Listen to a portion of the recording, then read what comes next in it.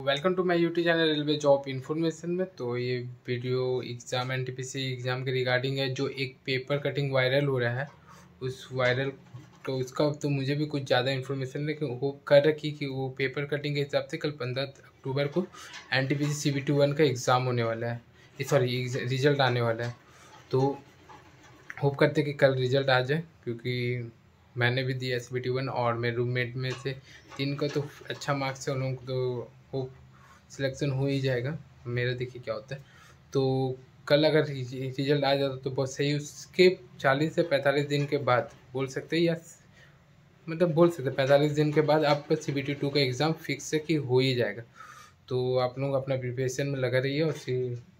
और जो और साथ में प्रिपेयर अगर हो जाता है तो आप लोग साइको का भी तैयारी कर लीजिए, क्योंकि स्टेशन मास्टर के लिए साइको चाहिए। तो आप लोग साइको और टाइपिंग जरूर इम्पोर्टेंट, अपना टाइपिंग पे ध्यान दीजिए, क्योंकि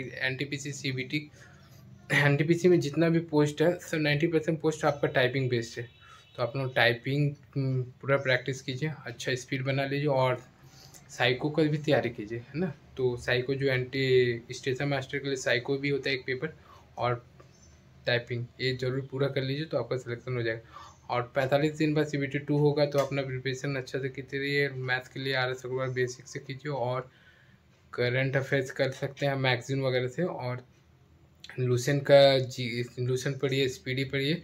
ये सब बहुत सही है आपके रेलवे के लिए। और क्या बोले, बस प्रिपरेशन में लगे। रेगुलर एक मॉक टेस्ट जरूर ऑनलाइन दीजिए। ऑनलाइन मॉक टेस्ट देने आपको टाइम मैनेज हो जाएगा, आपको स्पीड आपको पता चलेगा। तो ऑनलाइन किसी को भी दे सकते हैं।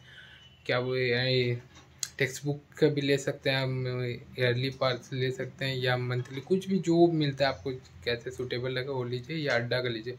अड्डा थोड़ा टफ है लेकिन अच्छा, अड्डा का भी अच्छा है। तो आप कुछ भी ले सकते हैं। तो देखिए कल रिजल्ट है 15 अक्टूबर उस पेपर कटिंग के हिसाब से। तो क्या होता है पता नहीं। तो इसी तरह वीडियो पाने के लिए चैनल को सब्सक्राइब कीजिए, वीडियो को लाइक कीजिए, शेयर कीजिए। धन्यवाद।